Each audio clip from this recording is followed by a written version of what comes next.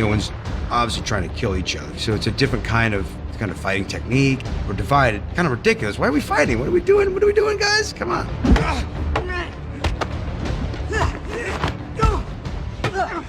We're still friends, right? Depends on how hard you hit me. The great thing Marvel has done, instead of putting all the superheroes in this movie, they've been able to match the superheroes up pretty well. Can you get him off me? Even though everyone's fighting all at the same time, they have to obviously do like insular sort of fight moments. This can't seem to miss. Well, first time for everything. Multiple contusions detected. Yeah, I detected that too. We've been spending months basically prevising it, and basically where we'd go in on the computer and just plan the attack. And one of the complications about it is like just the sheer number of heroes you have fighting each other, finding those moments that we most wanted to see, and getting every hero a chance through the course of the film to kind of interact with each other and fight with each other. That was probably one of the hardest parts. What just happened? The amount of prep going into that sequence was more than anything I've ever seen or done. That's the fight that people have been talking about in the comics for years of what would happen if this character fought this character. Well, we had to kind of give answers to that.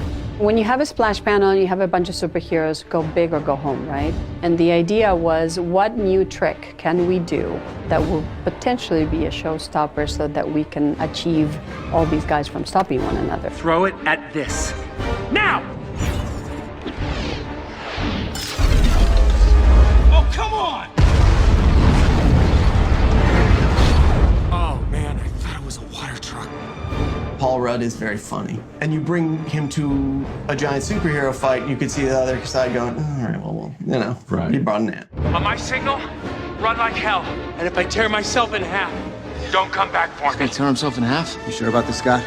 I do it all the time. I mean, once, in a lab, and I passed out.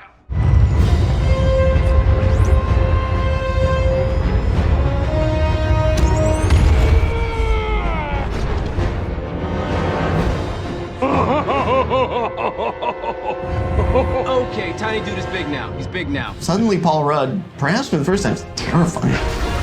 That's a power that you've never seen in the Marvel Universe, and I think, again, gives our film a scope that's going to be unexpected. Okay, anybody on our side hiding any shocking and fantastic abilities they'd like to disclose? I'm open to suggestions. In a scene where there's so much going on, you need something new, something bigger and crazier. Yes! To kind of put the final stamp on it and go into the rest of the movie. And that seemed like a good way to go.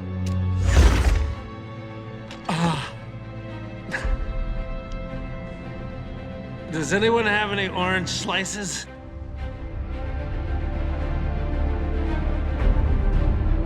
We didn't want to fall into a structure where the Avengers move into a conflict mode with one another, then sort of repair that and fight another bad guy.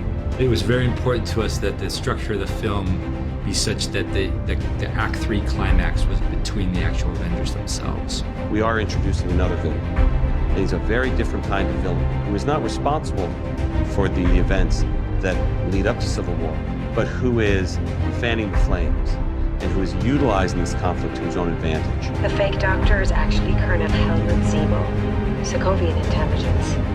It was very important for us to give Zemo a valid point of view, like we were giving, and that was sort of, the heart of how we constructed the narrative and the storytelling in this movie, is that every character has some validity to our point of view. And we've always been more excited by villains who do have a value. We've always found them scarier and more threatening than villains you can write off as crazy in image. And so Brule has this amazing ability as an actor to hold together with somebody who's very dangerous and scary, while at the same time being grounded in a very relatable human emotions and experience. And I think that's what's so exciting and dangerous about Zemo in this movie. He is both of those things. What was really important to us was that he had no superpowers. He doesn't. He's a human being. I knew I couldn't kill them. More powerful men than me have tried. But if I could get them to kill each other. What we liked about the idea of Daniel Bruhl was, here's a grounded character in the Marvel Universe reacting to the idea that the Avengers are able to go wherever they want and fight bad guys, but at a cost.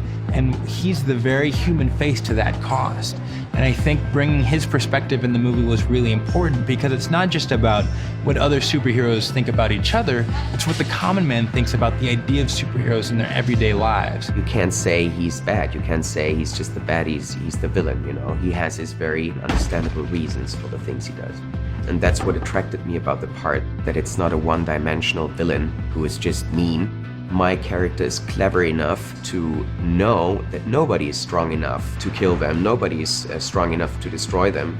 So he comes to the idea and to the conclusion that, you know, they should really damage themselves. The Avengers have made mistakes, and he's a product of one of their mistakes. So he's really a very allegorical villain in this movie. He's just, he's their sins come to call on them. He's methodical and intelligent and passionate about his goal. And what's really interesting about him as an antagonist is that he's able to do something that Loki and that Malekith has never been able to do, which is to rip the Avengers apart almost without throwing a single punch. So how does it feel? Spend all that time, all that effort, and to see it fail so spectacularly. Did it?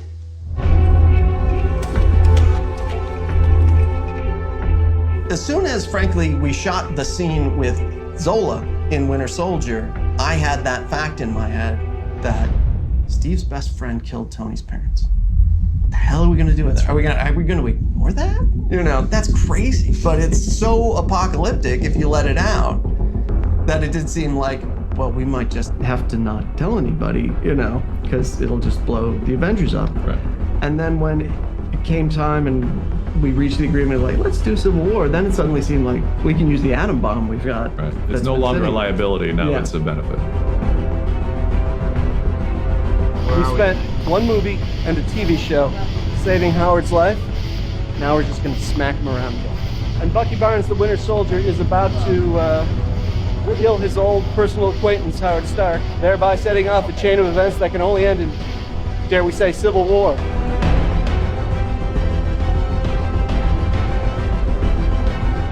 I thought about this moment forever where I just say, Bucky has just completely been more of an influence in my life that I could have imagined, and not in a good way. You know, I didn't always handle both me, Steve. No. Yes.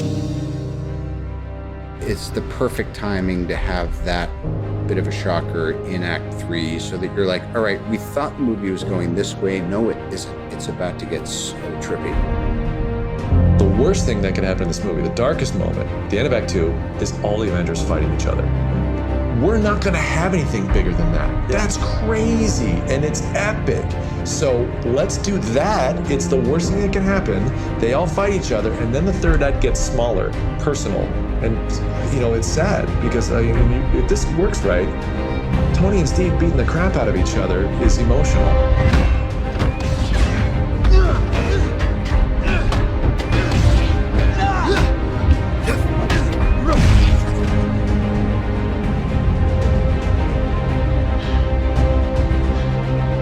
He's my friend. So was I. The level of satisfaction either of them can have keeps flopping, you know. Steve wins, but then he's got to put the shield down. He got Bucky, but who the hell is he? At that point, if I'm the audience, hopefully I'm going to say, all right, there's no way back from this. The whole universe is about to explode. That shield doesn't belong to you. You don't deserve it. My father made that shield.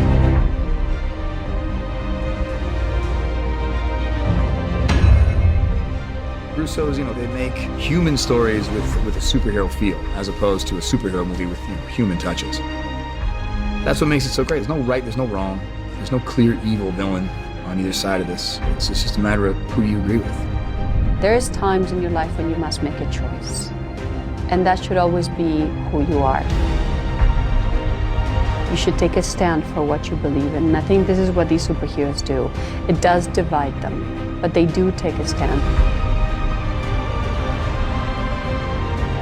And the question is, will they be able to stick together as the heroic team that they are, or will this division tear them apart completely? But it's great seeing all those people suited up and knowing that we're tackling a story that a lot of fans want to see, and a story that's going to jump off for a next chapter in the Marvel world.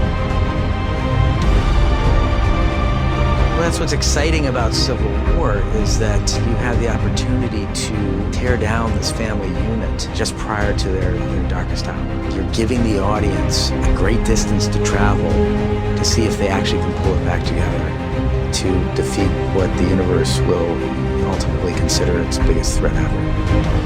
No matter what, I promise you, if you need us, if you need me, I'll be there.